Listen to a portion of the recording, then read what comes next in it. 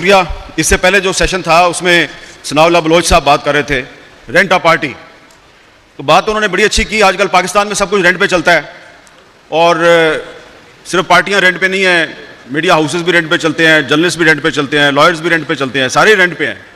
लेकिन वो जो आप बात कर रहे थे ना बलोच साहब के जेन्युइन डेमोक्रेसी होनी चाहिए, और फिर आपने कहा कि लोग जो है वो पार्टियां बदल लेते हैं, उनकी असल पार्टी एक ही होती है। तो मैं सोच रहा था कि कितने सच्चे आदमी हैं आप, कि आपकी पार्टी में भी ऐसे बहुत से लोग हैं जो पर कभी काफ लीग में होते हैं, कभी नून लीग में होते हैं, फिर आपकी पार्टी में आ जाते हैं।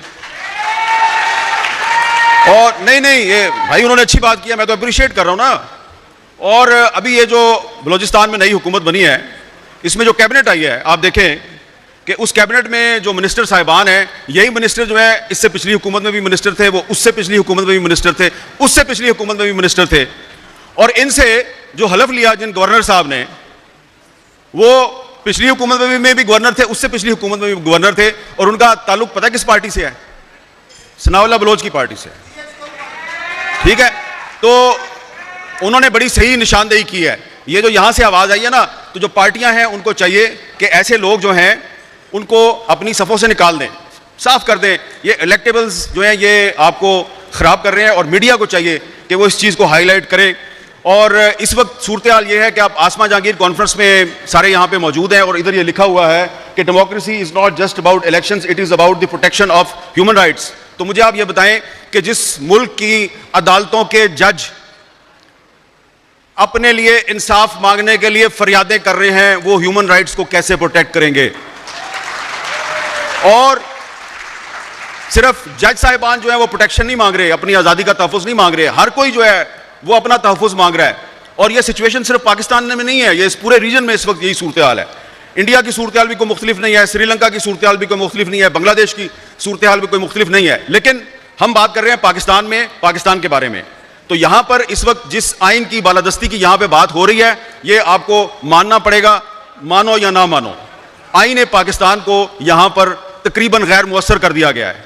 आप जिस आइन के तहफ़्फ़ुज़ की बात कर रहे हैं वो पहले से गैर महफूज है, उसकी वायलेशन सिर्फ गैर सियासी लोग नहीं करते, सियासी लोग भी करते हैं। और अब पाकिस्तान का मीडिया, हम जैसे लोग जो कहते थे जी कि आइन अगर उस पर अमल दरामद हो तो सारे मसले हल हो जाएंगे, अब हमें लगता है कि आइन तो खुद तहफ़्फ़ुज़ मांग रहा है। और क्योंकि मैं सहाफ़ी हूं तो मैं तो सहाफ़ियों की बात करूंगा। जितने गैर महफूज पाकिस्तान के सहाफ़ी इस दौर में हैं, कभी नहीं थे इससे पहले। आप देखें कि इस मुल्क की सुप्रीम कोर्ट ने एक सहाफ़ी अरशद शरीफ के कत्ल पर अज़ खुद नोटिस लिया। क्या हुआ? सुप्रीम कोर्ट के चीफ जस्टिस ने अज़ खुद नोटिस लिया, कुछ भी नहीं हुआ। एक इंक्वायरी टीम कीनिया भेजी, वापस आई, कुछ नहीं हुआ। फिर एक और JIT बनी, उसने लोगों से बयानात लिए, कुछ नहीं हुआ।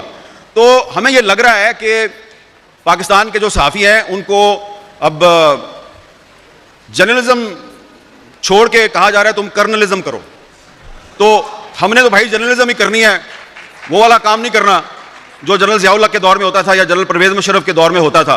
तो इसलिए अभी जब मैं आ रहा था तो आने से पहले, क्योंकि कल रात को आपने देखा टीवी चैनल्स पे एक सेनेटर साहब ने कहा कि मैं तो जनाब 1.5 साल से कह रहा हूं कि मुझे कोई अदालत बुलाए तो मैं बताऊंगा कि अरशद शरीफ को किसने मारा।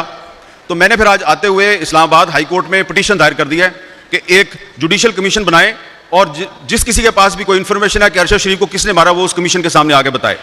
तो अब देखते हैं कि अरशद शरीफ का जो कत्ल है उसका कोई जिम्मेदार जो है वो सामने आता या नहीं आता। और दूसरी बात यह है कि यहाँ पे आगे तकरीरें करना बड़ा आसान है, लेकिन ये जो लोग ये कॉन्फ्रेंस ऑर्गेनाइज करते हैं उनके मसाइल को भी समझें।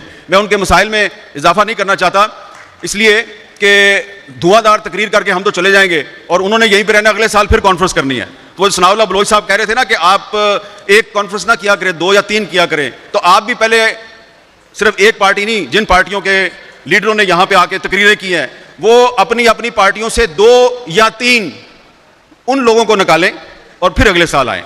तो इसलिए हमने अब यह फैसला किया है कि हमें तकसीम कर दिया गया है, हम एक दूसरे पे एतमाद नहीं करते। अरशद शरीफ का जो कत्ल का मुकदमा है उसको हम टेकअप करने में, उस पर कोई तहरीक चलाने में कामयाब नहीं हुए, लिहाजा हमने अब फैसला किया कि अब किसी और के पास नहीं जाना। अब हम जो आप लोग कहते हैं ना ये टीवी एंकर जो है ये बात क्यों नहीं करते, टीवी एंकर ने वो बात क्यों नहीं की, तो आपको तो पता है भाई हम तो पॉलिसी मेकर नहीं है, चैनल किसी और का है, हम तो उसमें बैठ के बात कर रहे होते हैं। तो अगर वो हमें ऑफर कर दें तो हम क्या कर सकते हैं। तो इसलिए अब हमने फैसला किया है कि टीवी एंकर्स का एक एक्शन फोरम बनाया जाएगा और जिस टीवी एंकर्स को कहीं से कोई कॉल आएगी या उसको डिक्टेशन देगी उसकी अपनी मैनेजमेंट या कोई बाहर से, तो हम लोग जो है वो पब्लिक में आके आपको बताया करेंगे। तो इसके अलावा हम कुछ नहीं कर सकते, ठीक है? ये आपको मानना पड़ेगा, मानो या ना मानो। आईन पाकिस्तान को यहां पर तकरीबन गैर मुअस्सर कर दिया गया है। आप जिस आइन के तहफ़्फ़ुज़ की बात कर रहे हैं वो पहले से गैर महफूज है, उसकी वायलेशन सिर्फ गैर सियासी लोग नहीं करते, सियासी लोग भी करते हैं।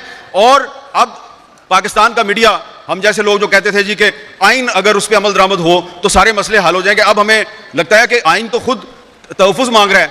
और क्योंकि मैं सहाफ़ी हूं तो मैं तो सहाफ़ियों की बात करूंगा। जितने गैर महफूज पाकिस्तान के सहाफ़ी इस दौर में हैं, कभी नहीं थे इससे पहले। आप देखें कि इस मुल्क की सुप्रीम कोर्ट ने एक सहाफ़ी अरशद शरीफ के कत्ल पर आज खुद नोटिस लिया। क्या हुआ? सुप्रीम कोर्ट के चीफ जस्टिस ने आज खुद नोटिस लिया, कुछ भी नहीं हुआ। एक इंक्वायरी टीम कीनिया भेजी, वापस आई, कुछ नहीं हुआ। फिर एक और JIT बनी, उसने लोगों से बयानात लिए, कुछ नहीं हुआ। तो हमें यह लग रहा है कि पाकिस्तान के जो सहाफ़ी हैं उनको अब जर्नलिज्म छोड़ के कहा जा रहा है तुम कर्नलिज्म करो। तो हमने तो भाई जर्नलिज्म ही करनी है, वो वाला काम नहीं करना जो जनरल ज़ियाउल हक के दौर में होता था या जनरल परवेज़ मुशर्रफ के दौर में होता था। तो इसलिए अभी जब मैं आ रहा था तो आने से पहले, क्योंकि कल रात को आपने देखा टीवी चैनल्स पे एक सेनेटर साहब ने कहा कि मैं तो जनाब 1.5 साल से कह रहा हूं कि मुझे कोई अदालत बुलाए तो मैं बताऊंगा कि अरशद शरीफ को किसने मारा। तो मैंने फिर आज आते हुए इस्लामाबाद हाई कोर्ट में पिटीशन दायर कर दिया है कि एक जुडिशल कमीशन बनाए और जिस किसी के पास भी कोई इंफॉर्मेशन है कि अरशद शरीफ को किसने मारा वो उस कमीशन के सामने आगे बताए। तो अब देखते हैं कि अरशद शरीफ का जो कत्ल है उसका कोई जिम्मेदार जो है वो सामने आता या नहीं आता। और दूसरी बात यह है कि यहाँ पे आगे तकरीरें करना बड़ा आसान है, लेकिन ये जो लोग ये कॉन्फ्रेंस ऑर्गेनाइज करते हैं उनके मसाइल को भी समझें।